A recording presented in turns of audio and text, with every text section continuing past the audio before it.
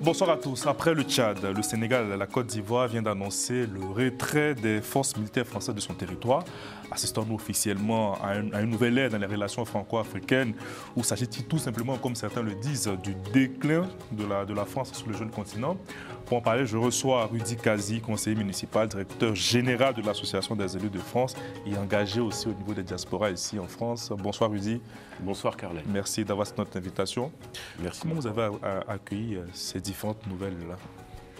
Écoutez, sans grand étonnement, peut-être sauf pour le Tchad, mais pour ce qui concerne, et aussi la Côte d'Ivoire, mais en ce qui concerne la décision, par exemple, du président sénégalais, il y a un peu plus d'un mois, d'annoncer la fin de la coopération en matière de sécurité avec la France, je n'étais pas particulièrement étonné. Maintenant, le fait qu'on s'inscrive maintenant dans une sorte d'avalanche de prise de décision des États africains présents sur la zone Sahel ou aux alentours de la zone Sahel, effectivement, ceci est un peu surprenant, quoique si on dégrossit un petit peu la situation au vu des différents mouvements de la population dont on parlait précédemment il y a quelques années, à savoir le sentiment anti-français sur lequel ont pu prospérer des revendications putschistes et des actions putschistes. C'est quoi, c'est l'effet AES À mon avis, ça me paraît plutôt logique, enfin. C'est assez facile à comprendre sur quelle est la raison pour laquelle ces chefs d'État prennent cette décision que, bon, moi, je ne partage pas particulièrement. Mais si derrière tout ça, il y a un intérêt stratégique sans pour autant briser les liens avec la France, à mon avis, tout ça doit s'étudier au cas par cas. Mais pardon, Rudy, mais certains parlent, en tout cas les chefs d'État, ils parlent d'objectifs légitimes de reconquête de souveraineté, ça se comprend. Oui, alors, maintenant sur la question de la souveraineté, à mon avis, là, ce n'est pas particulièrement la souveraineté qui se joue lorsque ces chefs d'État prennent ces décisions. Parce qu'il ne me paraît pas faux de penser que la Côte d'Ivoire est un pays souverain. Il ne me paraît pas faux de penser que le Tchad aussi est un pays souverain. La plupart de ces pays qui revendiquent la souveraineté, quelque part, ils l'ont aussi conquise, bon, déjà au lendemain des indépendances, et puis tout au long de ces années où l'ancien dispositif que maintenant tous s'accordent à dire qu'il a bien existé, à savoir la France-Afrique, a petit à petit été démantelé. Donc aujourd'hui, on a des pays qui sont des pays souverains, et c'est heureux. On a des pays qui revendiquent davantage leur souveraineté, et tout cela est bien normal.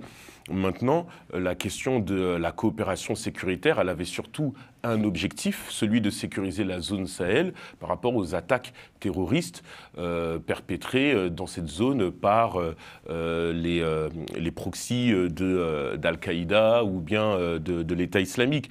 C'est d'abord ces questions qui étaient posées notamment avec les troupes Barkhane au départ en 2014. Ouais. C'est ça, si je ne m'abuse, en 2014. 2014. Donc c'était ça l'objectif de l'augmentation des troupes Barkhane. Il n'a pas été atteint parce que les terroristes continuent de frapper encore dans le Sahel. Alors oui, l'objectif des troupes Barkhane n'a pas été atteint à 100%.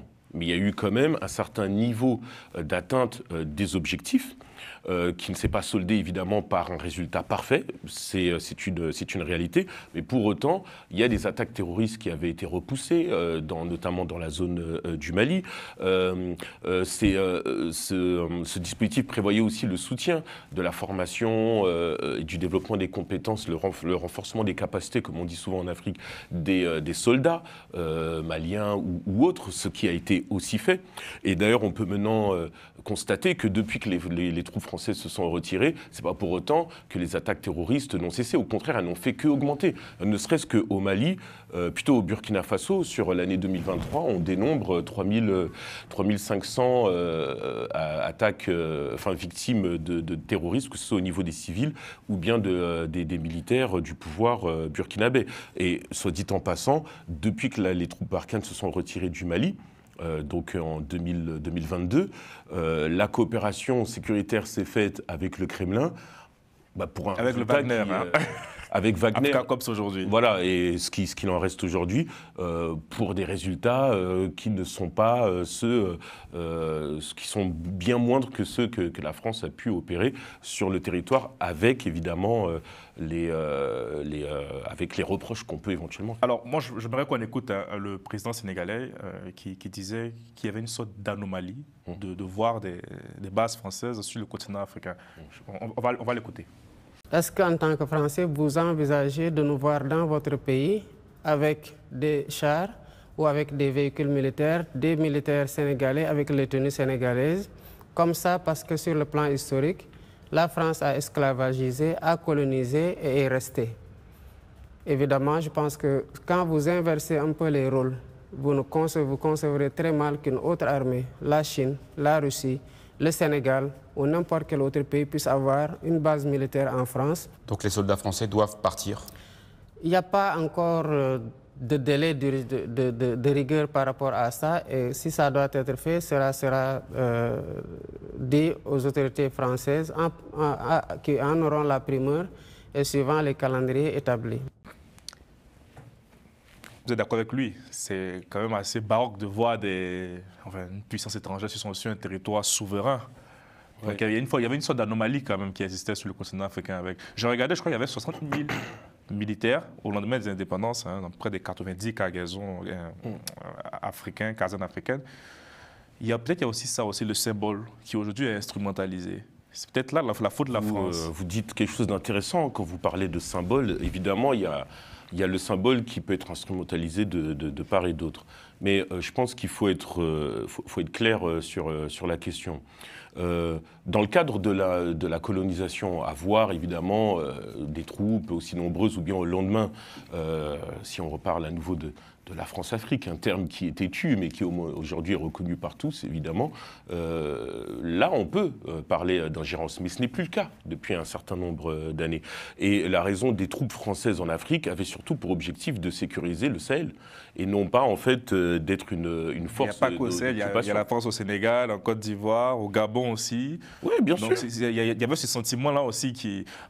Non, mais alors sur le sentiment, moi j'entends.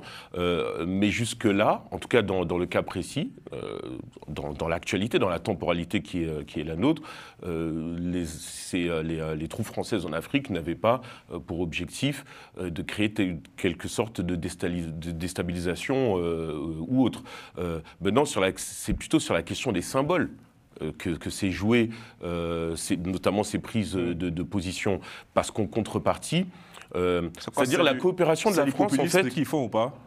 Non, mais après, je veux dire, ce sont des hommes politiques, ils font de la politique.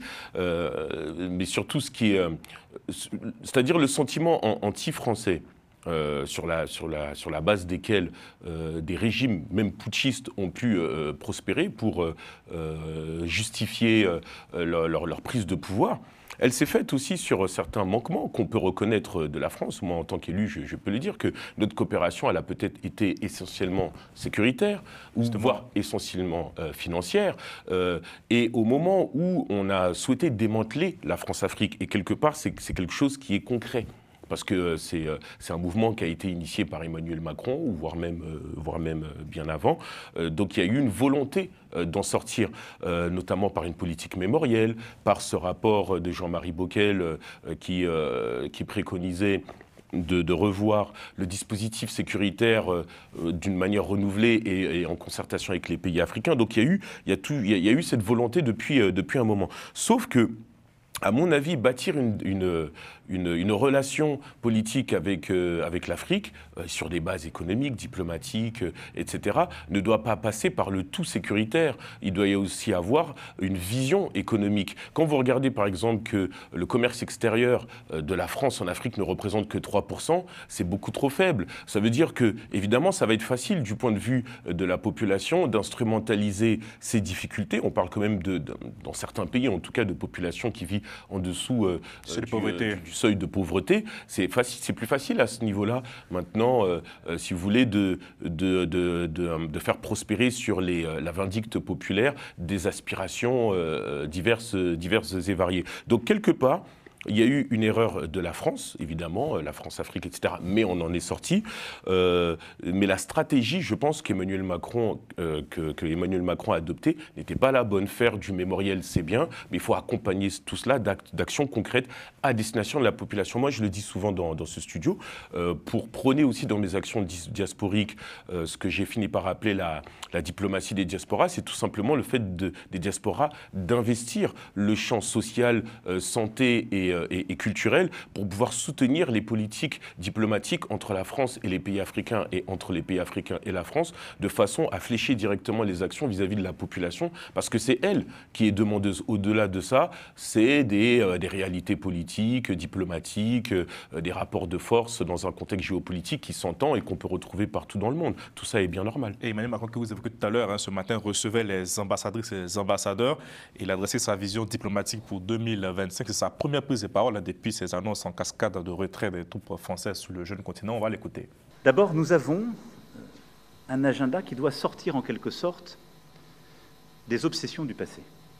J'ai fait le maximum des efforts et je continuerai de le faire pour regarder les questions historiques, culturelles et mémorielles. Je crois que nous l'avons fait avec beaucoup de sincérité ces dernières années et du travail inédit qui a été fait sur l'Algérie avec la commission Stora, en passant par le discours qui a été donné en mon nom par le ministre à Tiaroy pour le Sénégal, à la politique de restitution des œuvres d'art, conformément à l'agenda de Ouagadougou que j'avais évoqué. Nous avons, ces dernières années, profondément changé ce logiciel.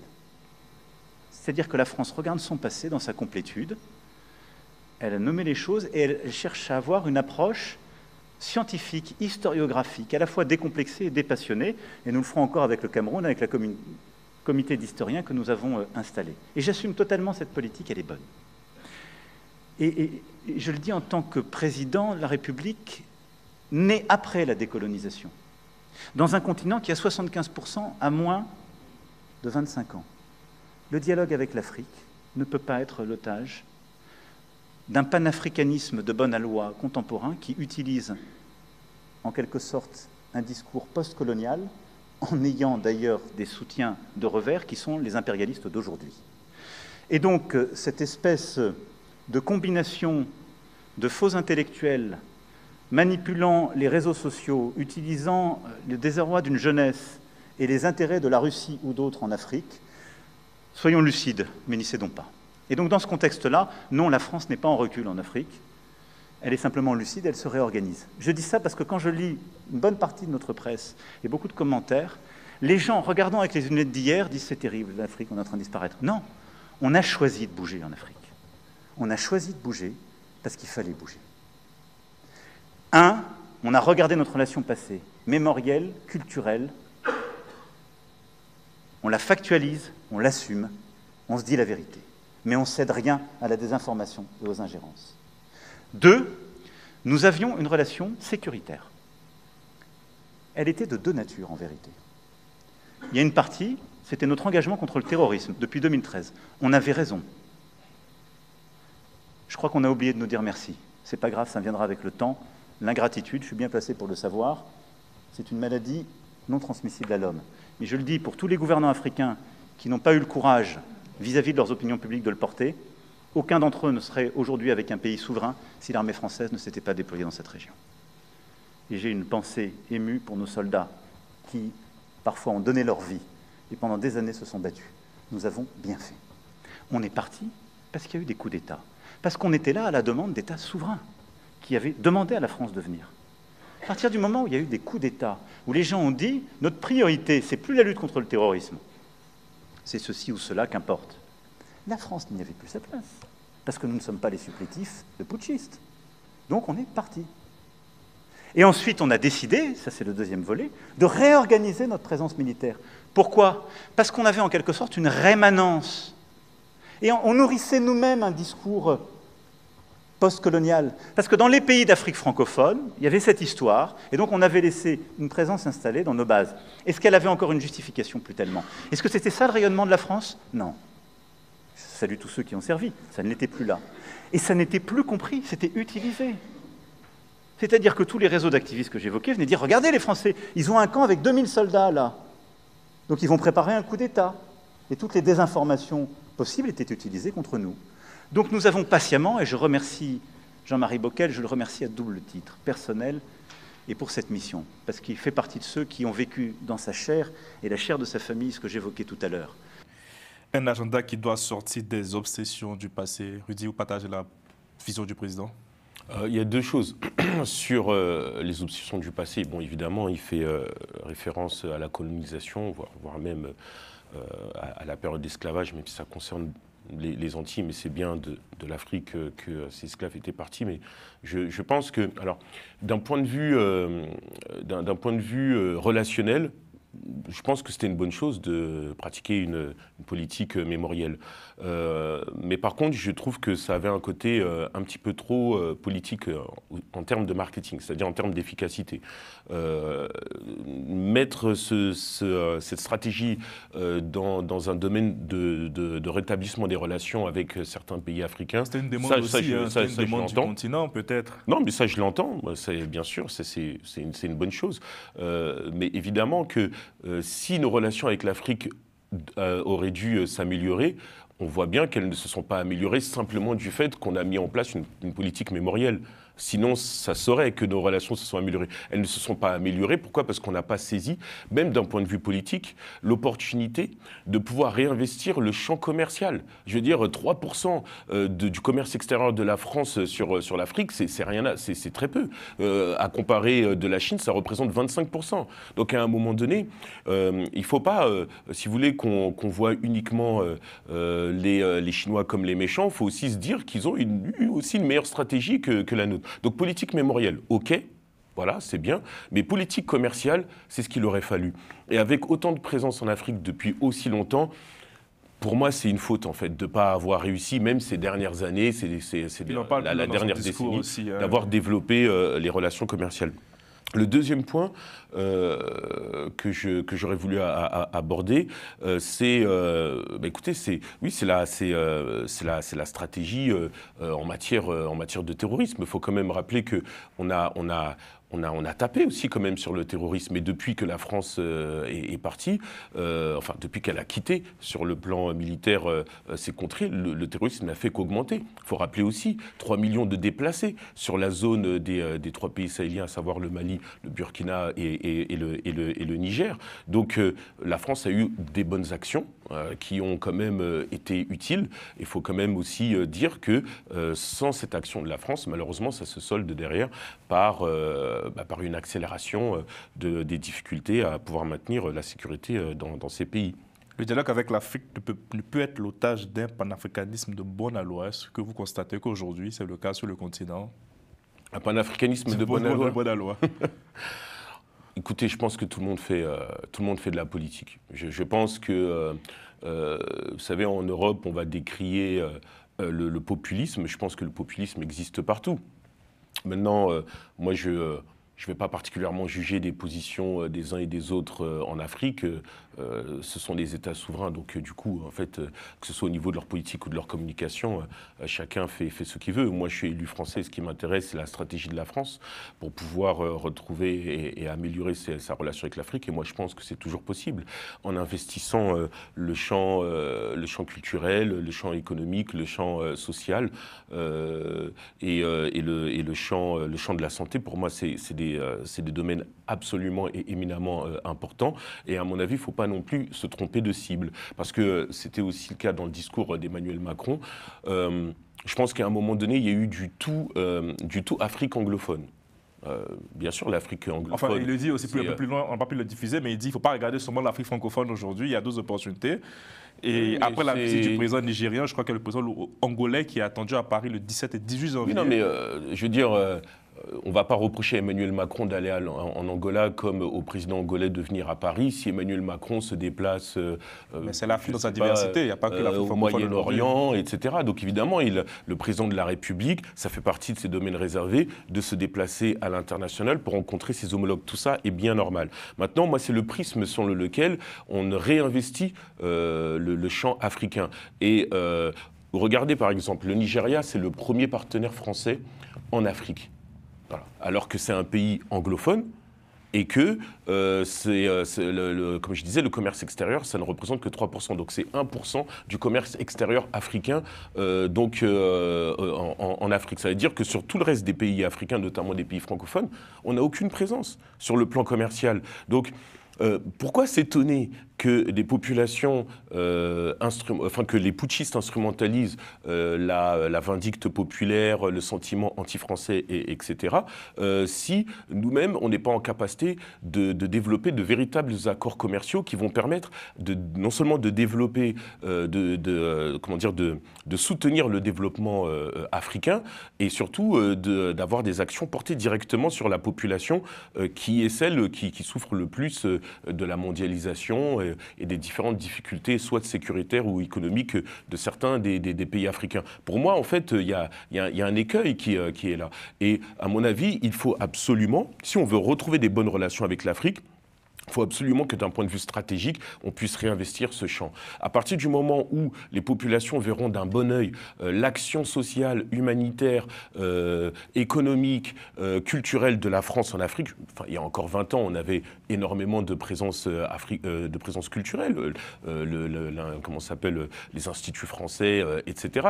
On aidait aussi une population à développer sa scolarité et son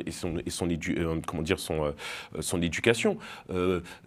Si vous voulez, c'est à mon avis là que la stratégie de la France en fait doit se tourner vers une action concrète vis-à-vis des populations, de telle sorte que les États africains diront écoutez, là, il y a du concret. Vous avez aidé auprès de la population, vous avez soutenu le tissu économique local, comme la Chine le fait. A priori, je ne vois pas pourquoi est-ce que la France ne reviendrait pas parmi les premiers partenaires économiques des États africains. Dès que le soft power de la France peut passer par un accroissement des visas. Oui, alors là, les visas, c'est des accords diplomatiques avec les États. Donc c'est du cas par cas.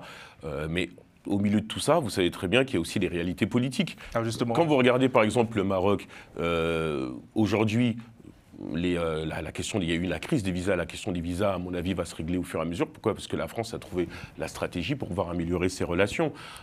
Donc la question des visas, elle est diplomatique, mais en toile de fond, elle est surtout liée à parfois des rapports de force, etc. Ce qui nous oblige donc à investir de façon plus stratégique le champ des relations avec les pays africains.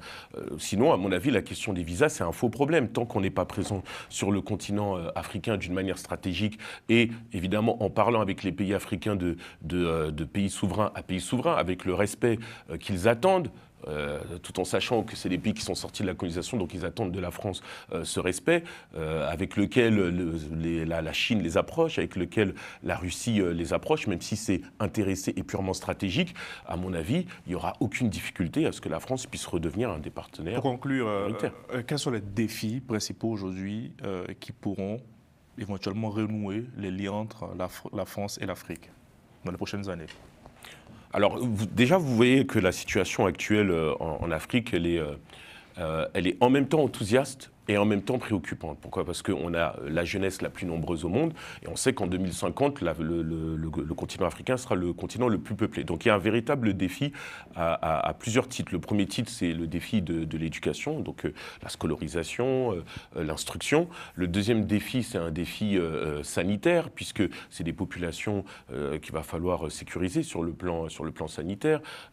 Et à mon avis, le troisième défi, c'est le défi sécuritaire.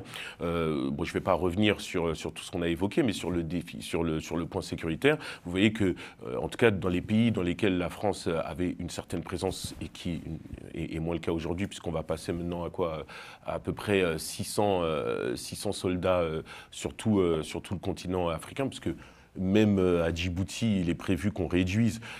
Après, c'est différent. Les 1500 soldats resteront, parce que là-bas, c'est plutôt un contrat de location de la base et tout. Oui. Et puis, c'est plus tourné vers la mer Rouge. Donc évidemment, l'ouverture est différente. Mais quoi qu'il en soit, pour qu'un pays puisse se développer, il faut qu'il y ait aussi les conditions d'un développement économique, notamment sur le plan sécuritaire. Donc, à mon avis, ça, c'est un des défis, un des premiers défis pour l'Afrique. Le deuxième défi, c'est celui de la santé. Il y a besoin, en fait, de pouvoir protéger la population, notamment en développant de véritables politiques publiques en matière de santé, que ce soit pour les nouveau-nés, que ce soit pour les femmes, que ce soit pour les maladies qui peuvent se développer de façon assez exponentielle en Afrique. Ça a été le cas du sida, par exemple, dans les années 90, etc.